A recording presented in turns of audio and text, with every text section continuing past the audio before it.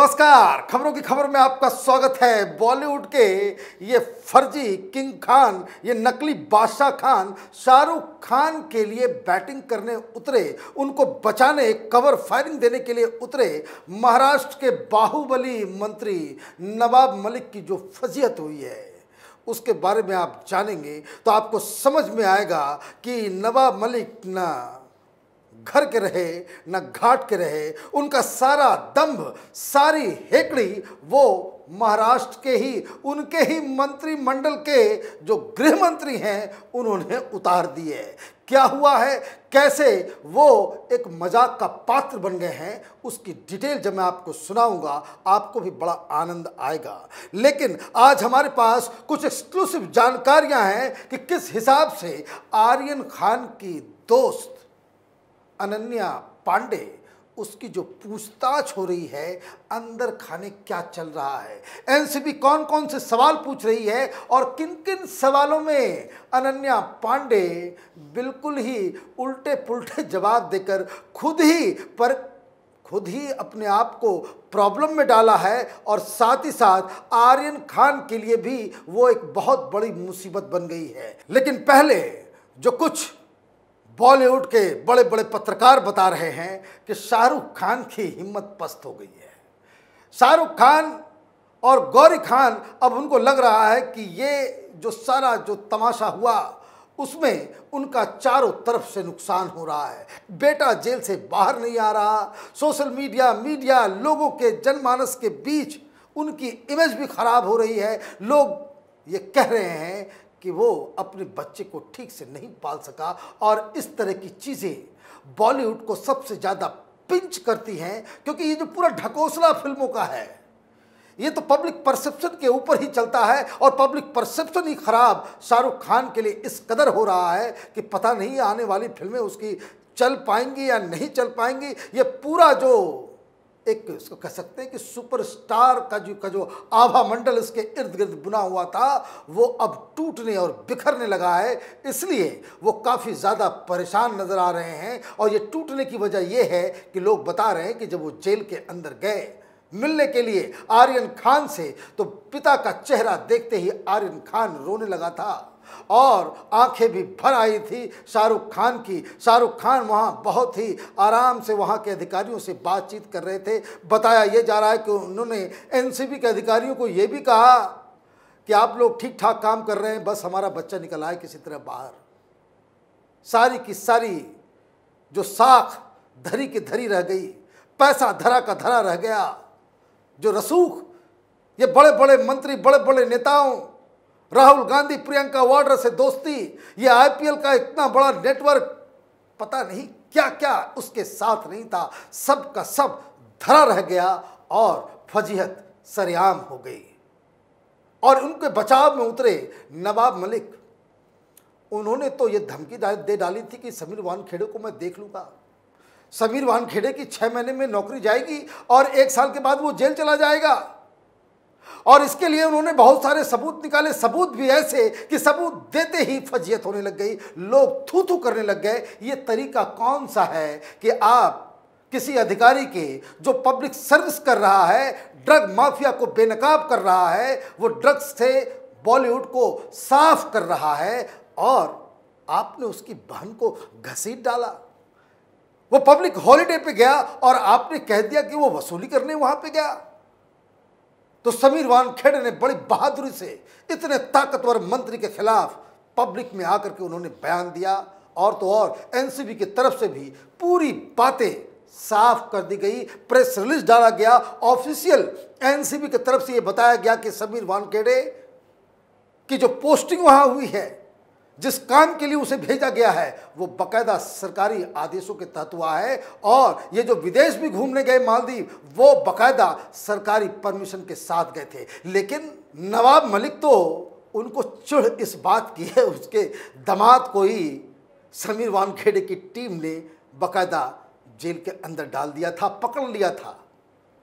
और वो तो बेल मिल गई। बेल मिलने के बाद जैसे ही ये शाहरुख खान का मसला आया तो पता नहीं कौन कौन सी दलीलें, तमाम तरह की बातें कहने जाने लग गई मुंबई में और कुछ पत्रकारों के द्वारा। और वो जो सेम चेहरे जिन्हें हर चीज़ में हिंदुस्तान में दिक्कत लगता है कि वो खान है इसलिए उसको पकड़ लिया गया, टारगेट किया जा रहा था। सबसे पहले यही बात नवाब मलिक ने कही थी कि 1 महीना पहले से उन्हें जानकारी थी भाई टारगेट किया जा रहा है, और लेकिन फिर भी इन सारे दबाव के बावजूद जब समीर वानखेड़े का पूरा इन्वेस्टिगेशन, उसकी पूरी जांच आगे बढ़ती रही, एक के बाद एक सबूत उसने इकट्ठा करना शुरू किया, तो आपने समीर वानखेड़े के खिलाफ ही मुहिम छेड़ दी और यह तक कह डाला कि इसकी नौकरी जाएगी, वो जेल जाएगा।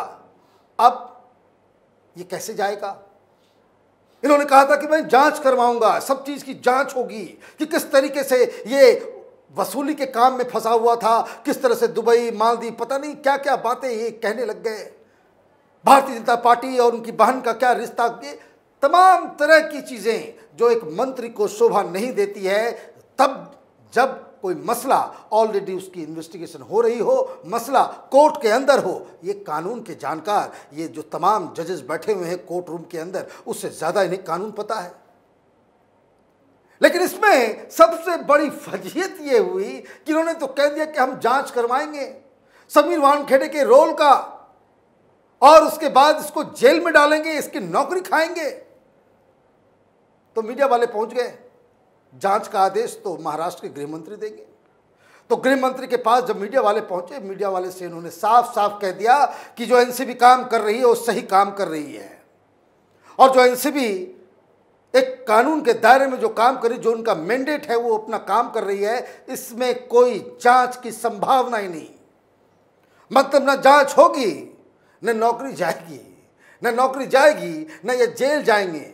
मतलब ये तुर्रम खां मंत्री नवाब मलिक ये जो हुंकार भर रहे थे कि जांच करवा करके इसको सबक सिखाया जाएगा, इसकी हिमाकत कैसे हुई कि इसने ड्रग माफिया के ऊपर हाथ डाल दिया, तो उनकी ही सरकार, उनकी ही पार्टी के गृह मंत्री, उन्होंने आईना दिखा दिया कि आप अपने पर्सनल प्रॉब्लम्स अपने घर में रखें, सरकार इस हिसाब से नहीं चलती। और किस हिसाब से अगर आप किसी सरकारी अधिकारी के खिलाफ इस तरह की चीज़ें आप करना स्टार्ट कर देंगे, तब तो कानून का कोई खौफ किसी के पास रहेगा ही नहीं। आपकी दोस्ती किसी मंत्री से हो, आप कुछ भी कर डालें, पुलिस पकड़ने आए तो वो प्रेस कॉन्फ्रेंस करके कह दे भाई ये पुलिस वाला ही गड़बड़ है। तो ये एक अच्छी खबर, गृह मंत्री को मुबारकबाद, मुख्यमंत्री को भी मुबारकबाद, क्योंकि ये बात मुख्यमंत्री से बिना पूछे तो वो कहे नहीं होंगे। तो महाराष्ट्र की सरकार ने एक अक्लमंदी का काम किया है कि नवाब मलिक के सारे जो प्रेस कॉन्फ्रेंस करके वो जो ड्रामा करने की कोशिश कर रहे थे, उसके ऊपर पानी फेर दिया। अब कहां कहां आप बचाने की कोशिश करेंगे? समीर वानखेड़े ने कल प्रेस कॉन्फ्रेंस करके सही सही जवाब दिया, करारा जवाब। अब ये अपने आप में बहुत ही शर्मनाक स्थिति है कि एक अधिकारी, मंत्री कुछ और होता है, वो जनता का प्रतिनिधि होता है। डेमोक्रेसी में मंत्री, मुख्यमंत्री, प्रधानमंत्री, ये जो जनता के द्वारा चुने जाते हैं, उनका स्टेटस काफी ऊपर होता है। और आपको एक प्रेस कॉन्फ्रेंस करके एक छोटा सा अधिकारी आईना दिखा दे रहा हो, इतने में तो अगर कोई गैरत होती, आंखों में शर्म होती, तो ये शख्स इस्तीफा दे दिया होता। लेकिन खैर, इन सब का तो जमाना खत्म हो गया। अब इन सब बातों का तो कोई माने मतलब है नहीं आज के ज़माने में। पॉलिटिशियंस हर पार्टी के, किसी भी पार्टी के हों, उनका जो मॉरल स्टैंडर्ड है वो तो ऑलरेडी गर्त में जा चुका है, तो इनसे ये सब अपेक्षा करने की आवश्यकता नहीं है। लेकिन इंटरेस्टिंग चीज़ जो हो रही है वो एनसीबी के दफ्तर के अंदर हो रही है, जहां चंकी पांडे की बेटी को सवाल जवाब, उनसे पूछताछ की जा रही है। कल ये फिल्म वालों की तरह इनको लग रहा है कि वो शूटिंग पे जा रहे हैं। 2 बजे बुलाया गया, 3:30 बजे पहुंचे, आज 11 बजे बुलाया गया, 2 बजे तक पहुंचे। अजीब स्थिति है, ऐसा लग रहा है कोई शूटिंग हो रही है। और ये क्यों हो रहा है? विलंब इसलिए हो रहा है कि लगातार वकीलों की पूरी टीम सिखा रही है, समझा रही है क्या जवाब देना है, क्या जवाब नहीं देना है। आधा से ज़्यादा जवाब में वो कहती कि मुझे कुछ याद नहीं।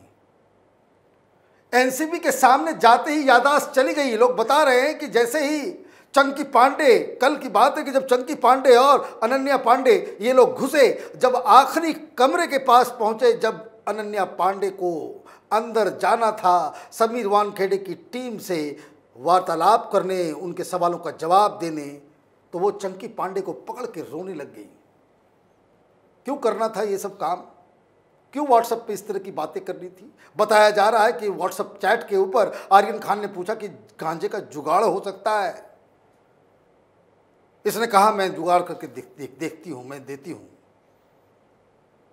एनसीबी वालों ने पूछा किस तरह की बातें क्यों कर रही हो, तो वो कहती है कि नहीं, तो मजाक कर रही थी। अच्छा, अब मजाक हो रहा है, गांजे का जुगाड़ एक मजाक है, तो खैर वहाँ पूछताछ चल रही है, बहुत सारे क्वेश्चनर्स हैं हमारे पास जो इनसे पूछा गया है, लेकिन मामला क्या है, जो सूत्र बता रहे हैं कि वो ठीक से जवाब नहीं दे पा रही, और कुछ ऐसी बातें वो बता गई है कि जिससे आर्यन खान खुद उसमें फंस जाएगा। वो खुद भी फंसेगी, आर्यन खान को भी फंसाएगी, क्योंकि बहुत सारे कंट्राडिक्टरी बात करी है। तो पूछताछ करने में ये एनसीबी के लोग तो प्रोफेशनल हैं, लेकिन ये उतनी ज़्यादा इंटेलिजेंट नहीं है, ऐसी बात बता रहे हैं सूत्र कि लाख उन्हें कोशिश कर दी जाती है कि भाई ने जो वकील की जो पूरी टीम होती है कि किस चीज़ का कैसे जवाब देना है, पूरी ट्रेनिंग के बावजूद वो गड़बड़ करते चली जा रही है। कई सारे सवाल पूछे गए हैं कि आर्यन ड्रग्स कब से ले रहा था, तुम कब से ले रही थी? उसने पहले कह दिया कि ये पुराने चैट्स हैं, तो भाई बताओ ये कब से तुम्हारा चल रहा था ये सब? मैंने सिगरेट से पी है, हमने कभी ड्रग्स नहीं पिया है। ये सारी चीज़ों को वो डिनाई कर रही है, और जब भी कोई सवाल पूछा जाता है क्रूशियल, तो वो कहती मुझे याद नहीं है। अब पता नहीं उसने ये तो कहीं ये नहीं कह दिया हो कि आर्यन से तुम्हारी दोस्ती कब से हुई है, तो वो कह दे कि मुझे याद नहीं। और ये सब एक मित्र मंडली के लोग हैं, और अभी तो सिर्फ ये खेल शुरू हुआ है, कई सारे लोगों के नाम अभी आने बाकी है। बताया जा रहा है कि 1-2 दिन के अंदर एक और एक्ट्रेस को एनसीबी तलब करने वाली है, लेकिन ये मसला तो आर्यन खान का है।